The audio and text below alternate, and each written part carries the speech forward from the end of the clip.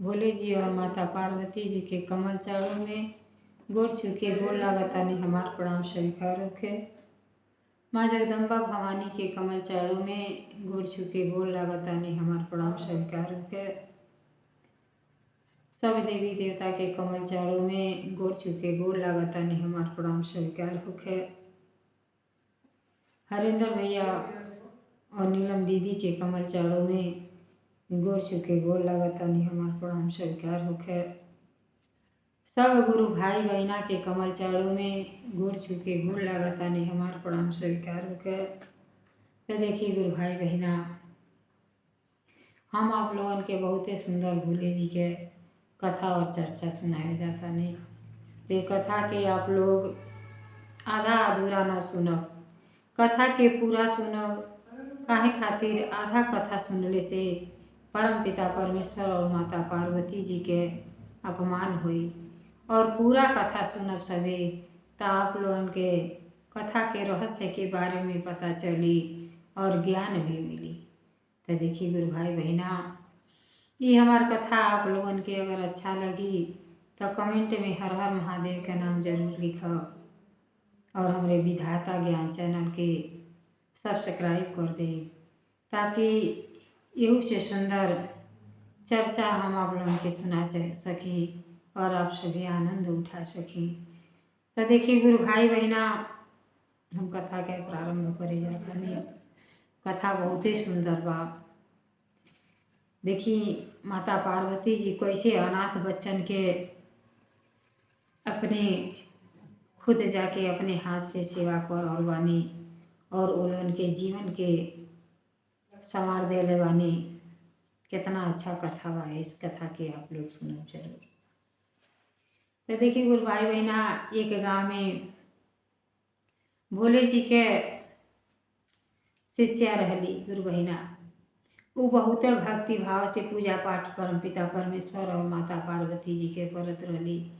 3 सूत्र के पालन करम, और जहाँ भी शिव चर्चा भजन कीर्तन होखे वो बेचारी जे बड़े प्रेम भाव से सुने। गुरु बहना देखी अगले जन्म में पता नहीं का कैसन कर्म अपन रहेला, वो हिसाब से मनुष्य के जन्म मिलेला तब भोगे के पड़ेला।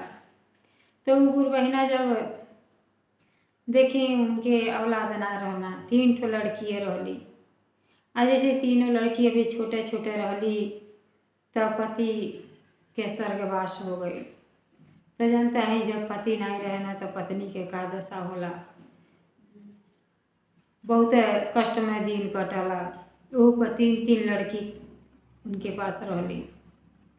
बेचारी पेट पाले करती तो कौन न कौन उपाय करही के पड़ी। रोटी कपड़ा मकान 3 चीज तो सबके करती आवश्यक है। अब गुरु बहना का करें, बेचारी बहुत सवेरे उठें, अपन घर के सौर सफाई क के नहा धो के पूजा पाठ करें, आ खाना वाना जब भी बनावें तो देखी लइकन के संस्कार माइए दादा से सीख मिलेला। वो जौन लड़की रहली बहुते छोट छोट रहली लोग।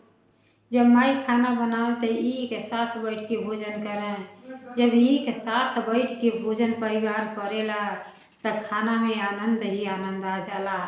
बच्चन में 2 ठो बातचीत हो जाला, सब प्रेम पूर्वक से बैठ के एक साथ ही भोजन करेला तो बहुते आनंद आवेला। तो वो बेचारी गुरु बहना जौन रहे खाना बनाने एक बार लड़किन के अपने लेके बैठे खाए, तो पहले परम पिता परमेश्वर जी और माता पार्वती जी के सब भोग लगावे।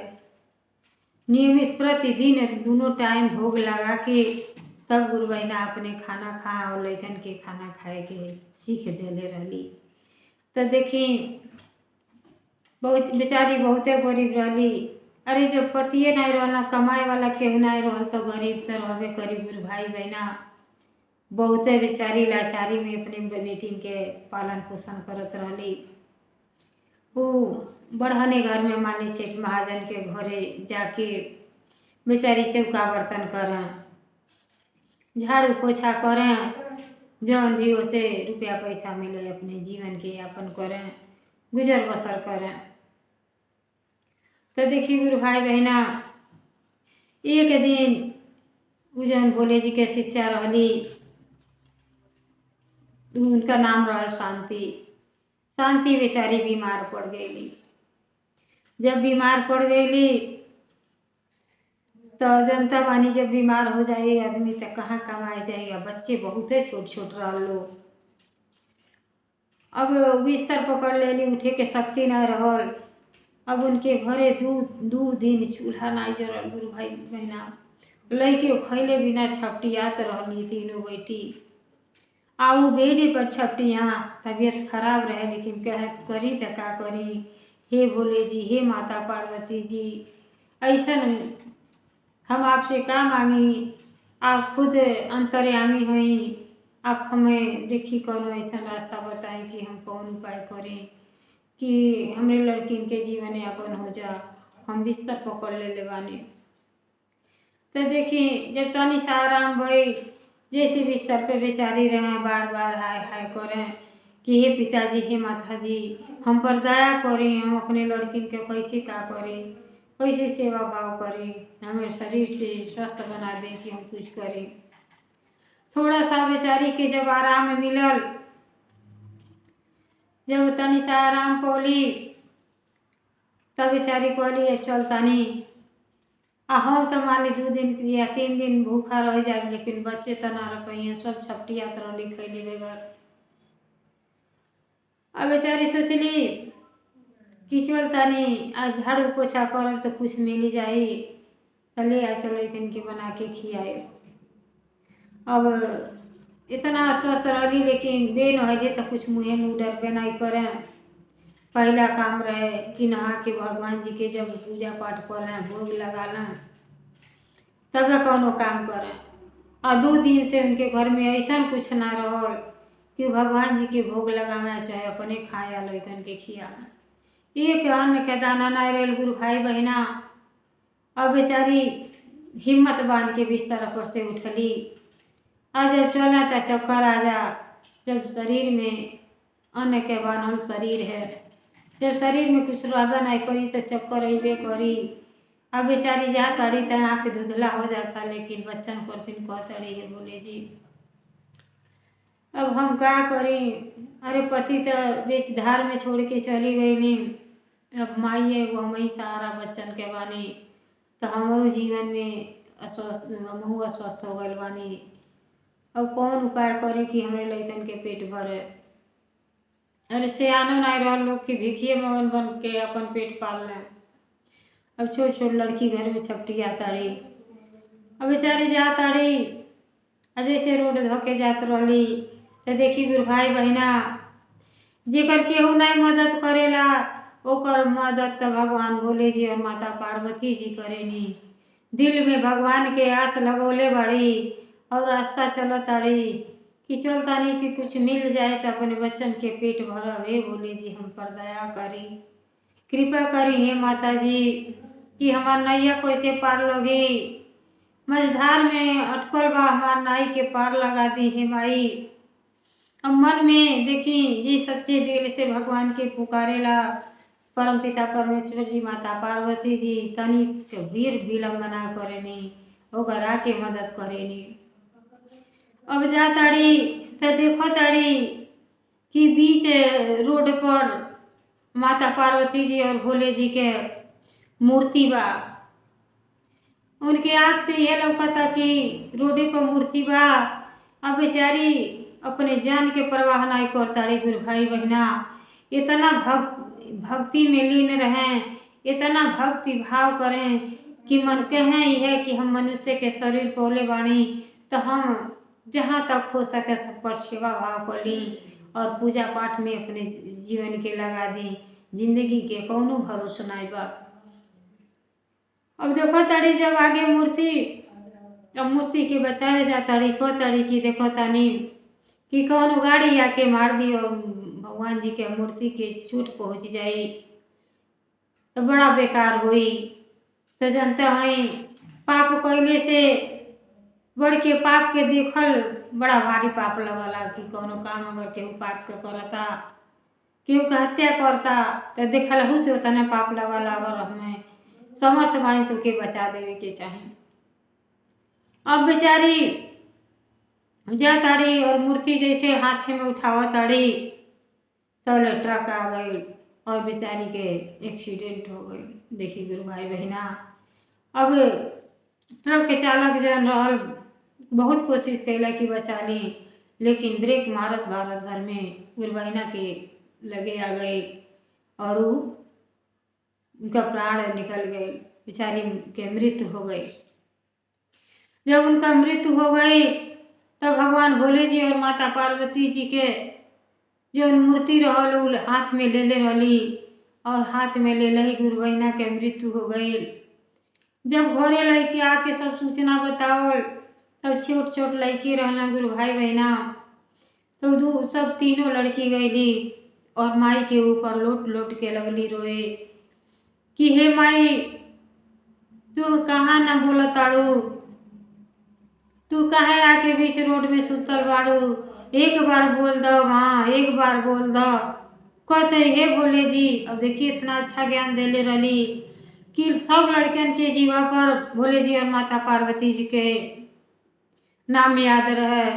छोट छोट बच्चे रह लोग, लेकिन कहता लोग कि हे भोले जी, हे माता पार्वती जी, हे माई, हमार माई काहे न बोला ताड़ी, हमसे काहे नाराज हो गई बाड़ी, अरे हमन के 2 दिन हो गए कुछ खैले ना, 2 दिन और नहीं खाए जाए तब ना कुछ कहल जाई, लेकिन हे माई तू मुख से एक बार बोल दो।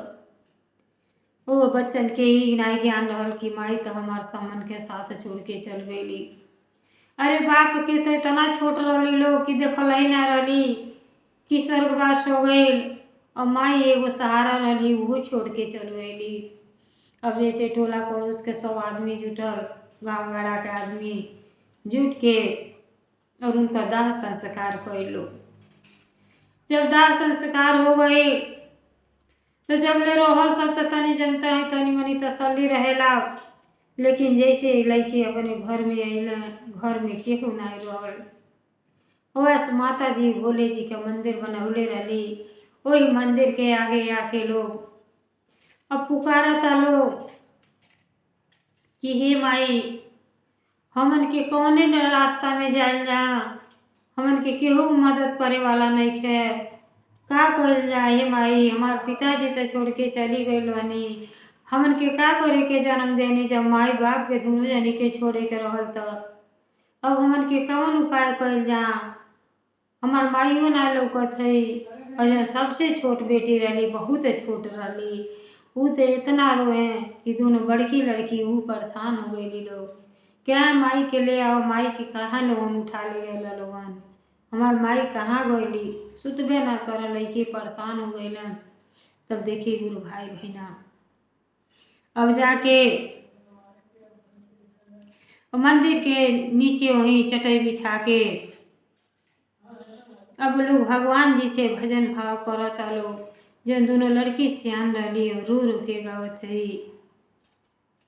कि देखी भोले जी के भजन सुनावत रही लोग, कहताड़ी कि हे माता जी, हे पिताजी, हमार मदद करे। हमनी के भइले अनाथ हो, जिंदगी बचा ली गौरा मैया, हमनी के भइले अनाथ है, जिंदगी बचा ली गौरा मैया, हमनी के भइले अनाथ है, जिंदगी बचा ली गौरा मैया। छोट ही में पिता हमरो साथ छोड़ दिहली, छोट ही में पिता हमरो साथ छोड़ दिहली,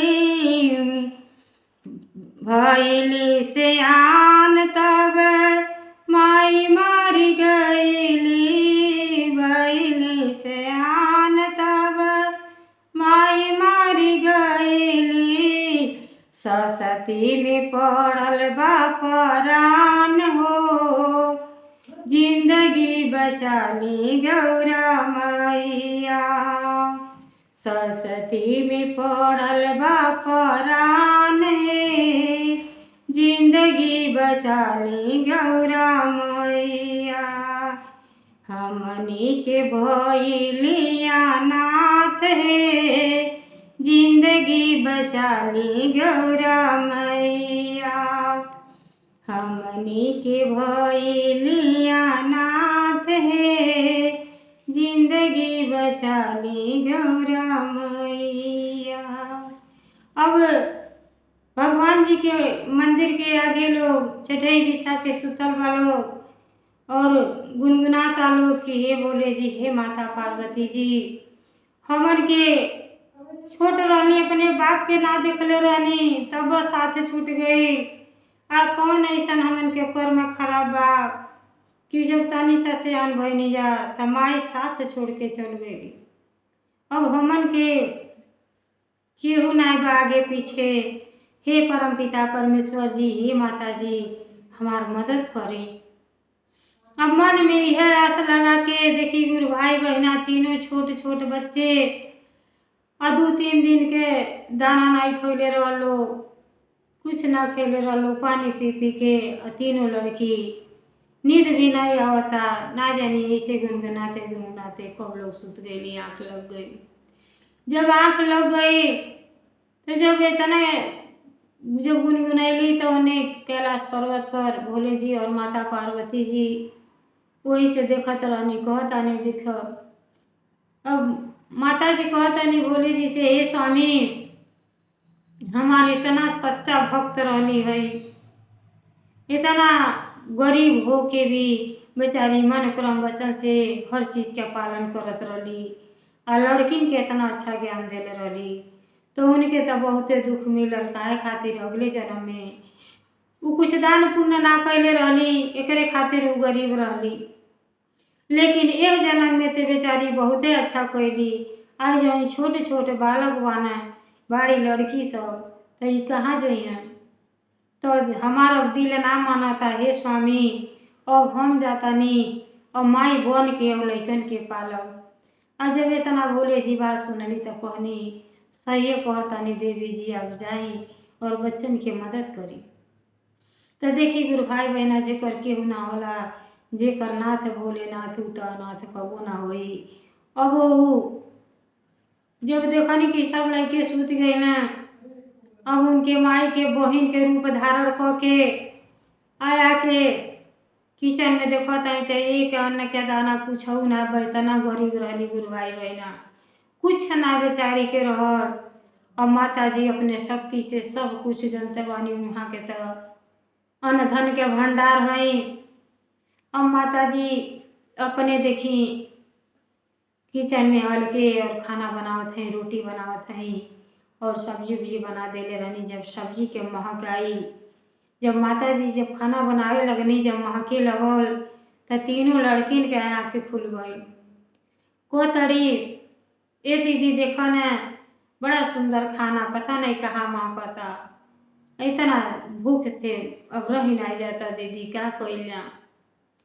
तो जब वो नींद खुल गई तो लोग जाता रही, कहली अच्छा रुको, जाता नहीं किचन में से पानी ले आते हैं, पानी पी लो, कुछ प्यास भूख खत्म हो जाए।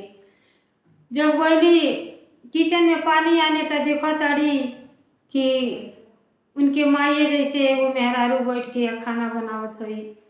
तो कहो ताड़ी कि आप के हैं, आप आके हमारे घर में खाना बनावत हैं, हमारे घर में तो कुछ नहीं रहल है। तब देखी माता पार्वती जी कहतानी कि ये बेटी, हम तुम्हारे माई के बहन आई, तू लोग छोट छोट बाड़ू तक का जनबू, हम बाहर रहत रहनी आई, लेकिन जैसे आई है तो हमके सूचना मिलल है कि हमार बहन तो छोट छोट लड़कन के छोड़ के मर गई। तो हम अपने घर से राशन वासन लेके आई कि हमार लड़के कहेला सब कि माई मरे और मौसी जिए, तो हम तुहार मौसी हैं और तोहन के हम संभाले आवे नहीं है बेटी, तोहन के अब सारा दुख दूर हो जाई, तनिको तकलीफ न करिए लोगन। तुहार माई साथ छोड़ के चल गई, लेकिन जौन तुहार मौसी बाड़ी तुहार साथ छोड़ के ना जाइए, जब ले तोहन के पार गाट ना लगा ली हैं तो लोगन के कामयाब ना बना ली हैं, तब ले माई तो लोगन के छोड़ के कहीं ना जाइए। जब इतना बात लेके सुनना तब बहुत खुश भइल। अब माता जी देखी गुरु भाई बहना, माता पार्वती जी अपने हाथ से खूब सुंदर खाना बना के लइकन के परोस देहनी। कहतनी कि ये बेटी खाना खा लो लोगन। अरे जाए वाला चलन वाला चल गई ने, रोवन वाला झूठा। अरे अब जी जाए के रहती तो चल गई, ओकरे बारे में न सोचो, हम तुम्हार माई हई, अब कोनो तकलीफ ना हुई, बैठ के खाना खा लो प्यार से। तो लेकिन माई के ऐसा दिहर संस्कार रहलो लइकन में, जब खाना परसो आइला 3 दिन के भूखा रहली लोग, लेकिन केहू जनी खाना शुरू नहीं कर खाए, सब केहू बैठल बा। अब वो ताकत अड़ी कि अपने मौसी के कि हमार मौसी अपने जैसे उनका माई भोग लगाए, ओकरे पीछे से सब लइके लगाए। तो कहतानी माता पार्वती जी, ये बेटी खाना शुरू कर लोगन, कोई दिन से खैले ना बड़ा लोगन, खाना खा लो। कहली नहीं मौसी, खाना कैसे खा ली जा, जब ले परम पिता परमेश्वर और माता पार्वती जी के भोग ना लगत रहल, तबले हमार माई खाना ना खात रहली है। तो देखी गुरु भाई बहना, लइके तो लइके माता पार्वती जी भी भोले जी के भोग लगावतानी, और धरती पर जाके मनुष्य के रूप में आनंद उठावतानी और लइकन के सेवा भाव करतानी। और साथे साथे वो बेचारी तीनों लड़की जाके भोग लगावे दोनों टाइम, जब भी माता जी खाना बनाई भोग लगावे, ओकरे बाद खाना खा। अब इतना अच्छा माता जी संस्कार देनी, वहाँ के आशीर्वाद से वो तीनों लड़कियन के नाम लिखा देनी। अब जब नाम लिखा देनी तो लोग पढ़े जाए लगल लोग, इतना मन से पढ़ाई लिखाई कर लोग। तो जनता बानी माई के 64 रूप होला, माई सरस्वती के रूप में इतना उनके ज्ञान देनी, इतना ज्ञान देनी कि तीनों जनी एक से एक जो इतना जल्दी से आन हो गए लोग, इतना अच्छा कामयाबी हासिल कर लोग, पढ़ाई में 1 नंबर के आ गए लोग। और जब पढ़ाई पूरा भई तो सब बहुत बढ़िया बढ़िया नौकरी पा गई लोग। और तीनों जनी जब नौकरी, केहू डॉक्टर, केहू इंजीनियर, केहू वकील बन गई। और तीनों बेटी जब अली तब मौसी के अपने चरण छुअली, कहली ये मौसी, हमके आज कामयाबी जौन भी मिलल बा आप ही के वजह से मिलल बा, नहीं तो हमन के तो एक दाना के तरस गई रहनी। अगर आप हमार सहारा नहीं बनती तो हमन के कुछ ना को पौती, आना जानी कोने घाट में लगल रहती जा। मनुष्य के जीवन पाके हमन के और भटकते रह जाती, केहू ना सहारा देत, लेकिन आप तो हमार सब कुछ बानी। अब आपके वजह से देखी आज हमके बहुत भारी कामयाबी हासिल होल है। जौन बड़की लड़की रहली वो डॉक्टर बन गई रहली, और जौन माझी रहली वो इंजीनियर हो गई, और छोटकी जौन रहली तो सब के वो अपन अपन नौकरी पा गए लोग। तीनों जनी माता जी के आशीर्वाद ली लोग, माता जी अति प्रसन्न भइनी। ऐसा अपने दया से घर द्वार सब को देले रहनी, घर में सब चीज भरल रहे, कोनो चीज के कमी नहीं रहे। गुरु भाई बहना, जेकरे घर में माई के पैर पड़ जाओ घर तो धन्य हो जाई, ओकरे घर में कोनो चीज के कमी नहीं रह जाए, जेकरे घर में माई और पिताजी के कृपा हो जाई। और जब इतना लगल लोग सब चीज बन गए लोग, बहुत अच्छा हो गए लोग, तब माता जी का कोई नहीं अपने असली रूप में आ गई। नहीं कहनी अब तो हमार सब काम खत्म हो गई, काहे खातिर जौन हम वचन ले ले रहनी कि लइकन के पढ़ा लिखा के हम ऐसे काबिल बना के तबे घर से जाए। तो माता जी के मनवा में तो रहबे करी कि इतना दिन से हम कैलाश छोड़ले बानी, हमार भोले जी परेशान हो खो। तब सोचा था कि अब यहाँ के काम तो हमार खत्म हो गई बा, काहे ना अब अपन असली रूप में देखा के हम अंतर ध्यान यहाँ से हो जाए। तो देखी गुरु भाई बहना बहन लोग कहते बाड़ी और चरण छुते बाड़ी, तो ले माता जी अपने असली रूप में आ गई नी। जब असली रूप में आ गई नी तो भोले जी और माता जी साक्षात लोगन के दर्शन देनी। जैसे अपने रूप में नहीं तैसे घर जगमगा उठल, इतना एकदम एकदम चमचम चमचम हीरा मोती खान चमके लगल। तब जब लोग देखा ताड़ी तो कहताड़ी कि हे पिताजी आप धन्य बानी। हमरे मन में रहत रहले कि केहू के मौसी ते इतना ना कह पाई आ माई मौसी केहू इतना ना कह पाई जितना आप हमके सहारा देनी। पिताजी धन्य बानी हे माई। तब माता जी कहनी हे बेटी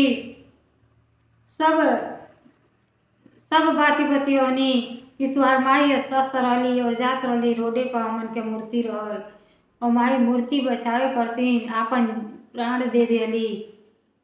तो हमन के काहे न तुहार जीवन तुहन उनके बचाई, तुहन उनके अनाथ हमन के देखी ना गई, ऐसे आके हम तुहार रक्षा कैली।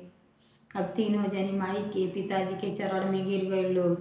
कहल हे माई आप के आशीर्वाद से हमन के ई जीवन धन्य हो गईल बाटे और हमेशा आशीर्वाद दें कि हमन के कबो अपने रास्ता से भटकी ना। जब तक जीवन रहे तब तक अपने माता पिताजी के सेवा करत रही जा, पूजा पाठ करत रही, कबो मन ना भटके। तब माता जी बोले जी दोनों जनी आशीर्वाद देनी सबे कि जा तुहन उन तीनों जनी जहाँ रहू तहाँ सदा सुखी रहू लोगन, तुहन उनके कोनो प्रकार के और तकलीफ ना मिली और हमन के हर हमेशा तोहरे साथ बानी।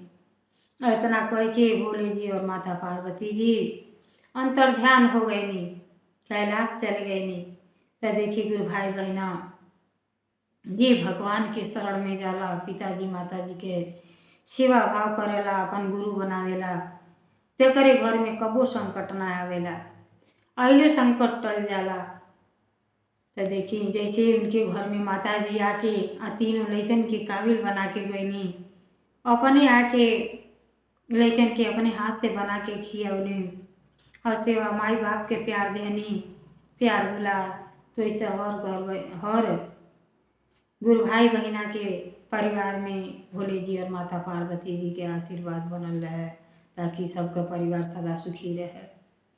तो देखिए गुरु भाई बहना कथा के हम यही विराम देता नहीं। हर हर महादेव, घर घर महादेव, भोलेनाथ की जय हो।